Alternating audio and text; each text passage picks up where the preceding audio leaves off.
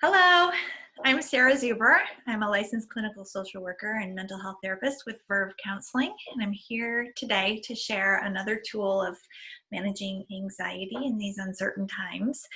And I know in Oregon, as well as a lot of the country, we have entered reopening phases of the pandemic here. So we started a baseline opening on May 15th, and in the beginning of June, county by county has started entering a phased approach of opening businesses and reintegrating ourselves back out in the public as we've flattened the curve with the pandemic here, the coronavirus. So as we re-enter society after months of being under a stay-at-home order, we've trained our brains now to fear being in public. We've trained our brains to interpret the outside world as dangerous, and anywhere outside of our home as being a dangerous environment. That's true for many of us, not all of us.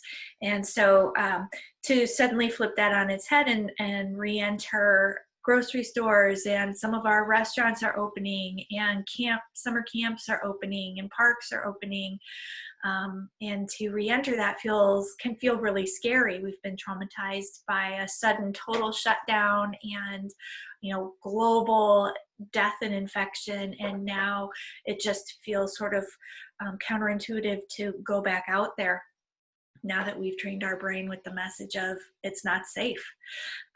So one cognitive behavioral therapy technique for anxiety is exposure therapy. You may have heard of this already. And the foundation is basically that you are exposing yourself to the trigger of anxiety. So whatever it is that's triggering you to feel anxious, exposing yourself to that so that you can rewrite the belief that it's not something to be feared, rather, that you are creating and building evidence that you can do the thing or be exposed to the trigger and still be safe, and rewrite that belief that there's danger. So that can be done all at once, which is flooding, or it can be done gradually. So for example, you have a fear of heights, and the flooding way of exposing yourself, the exposure therapy would be go to the top of a very tall ladder where you would feel the peak of anxiety and stay there until the anxiety comes down, and then come back down. Or you have a fear of spiders, so you go all in and you are like, oh, for me it would be bees. You go all in and like just allow yourself to walk into a swarm, maybe fully suited, and just allow yourself to be there, and until your anxiety, you have to sit with that until your anxiety calms. Okay. Most people prefer the gradual exposure, which is taking it step by step. I'm going to pull up a PowerPoint here and share my screen to talk about this a little bit more. I know the clicking is loud. All right. Fear ladder. So here's my terrible click, lines. I can see where there's gaps. It's imagining you're going up a ladder where the bottom rung is the thing that you have the least worry about. You might rate it a 1 out of 10, 10 being the most you could possibly be worried about it or fear. And then the top rung is the 10 out of 10, if there is a 10 out of 10 ranking in this. Some ideas with regard to reopening might be, if you're worried about going back into a store, you've been having your groceries delivered the last 3 months, and you're scared about your exposure of going into the store. Okay, maybe you pick a small corner market to go to in off-peak hours. Maybe you go, then the next rung might be you go to a larger grocer in off-peak hours, and you do that thing until your anxiety comes down. Then you move on to the next rung. And you do that thing until your anxiety comes down and you move on to the next rung, okay? Then, you know, you might start out by picking no particular order with these bullet points. You might decide you want to pick up only one item from the store. Is it still with the store? Instead of doing your whole list. And then the next time you do 5 things, and then the next time you do 10, and then the next time you do your whole list. Okay, seeing other people. We've been approved in Washington County to have gatherings of, I think, oh, I'm going to get this wrong, up to 10 or up to 25, keeping social distance, one or the other. I'm not sure. I haven't done either one. I haven't done the max. But so you might start out with, okay, I'm going to have my kids have a play date with one child.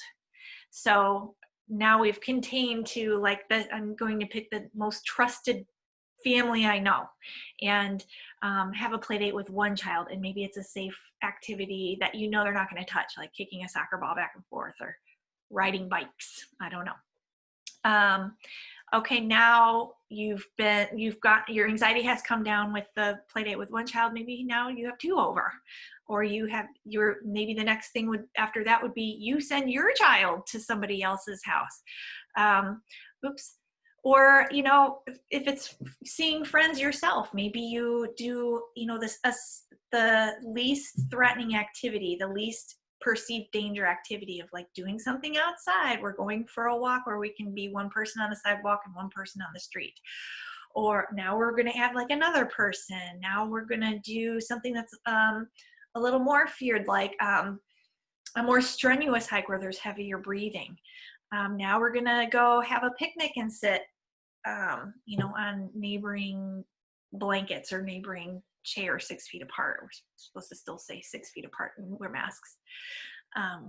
Highly recommended masks, not required here.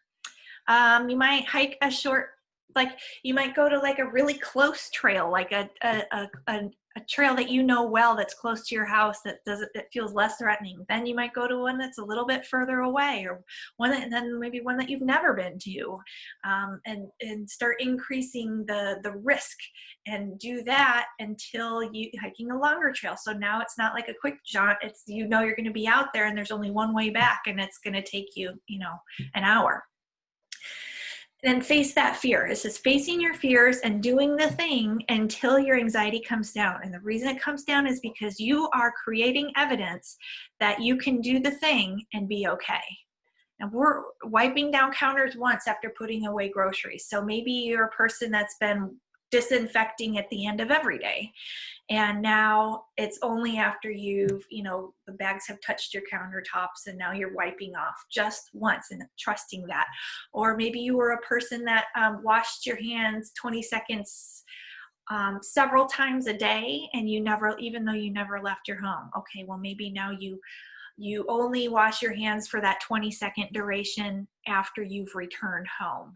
Or maybe you're a person that, you know, did more than was necessary. Like, the way you can figure out if you are being excessive or not is to go to the CDC recommendations and make yourself follow that instead of going over. Make yourself follow it and allow yourself, your anxiety will be worse initially. Every rung you hit, your anxiety is going to be a little bit worse, but trust that it will come down. These are just some ideas of what might be on your rungs. Write down all the things that you're fearing that are allowed, and there's no evidence of you know, risk. I mean, there is risk. Listen, there's risk, but if you are not at the highest risk of severe illness by contracting COVID-19, maybe there are some things that you could be doing, particularly if your mental health is suffering. Taking some low risk activities could really help. And something that goes well together is mindfulness with exposure therapy. So while you're out, what can you do to be present in your body and notice where the tension is and release it? Or bring your attention to your breath to try to bring down that physical fight or flight response while you're doing the thing. I would like to end this by reading a short excerpt. I'm going to stop the share of I really like this book Wherever you go, there you are by Jon Kabat-Zinn. He's the founder of mindfulness-based stress reduction. And he wrote this wonderful book that is very accessible about meditation. And he has an excerpt here that I'm going to read here that you might think about when you're doing your risk activities, working your way up that fear ladder. Okay, so he says, try. Recognizing the ways in which you meet obstacles with harshness. Experiment with being soft when your impulse is to be hard. Generous when your impulse is to be withholding. Open when your impulse is to close up or shut down emotionally. When there is grief or sadness, try letting it be here. Allow yourself to feel whatever you are feeling. Notice any labels you attach to crying or feeling vulnerable. Let go of the labels. Just feel what you are feeling, all the while cultivating moment-to-moment awareness, riding the waves of up and down, good and bad, weak and strong, until you see that they are all inadequate to fully describe your experience. Be with the experience itself. Trust in your deepest strength of all, to be present, to be wakeful. All right, so a homework or a practice might be to make your own fear ladder, and maybe it's just 4 rungs, or maybe it's more, and create your list of the things that you're fearing that you'd like to be doing. Rank them and then put it on the rungs, and then that's your plan. Okay? All right, I hope you find this helpful. Take care.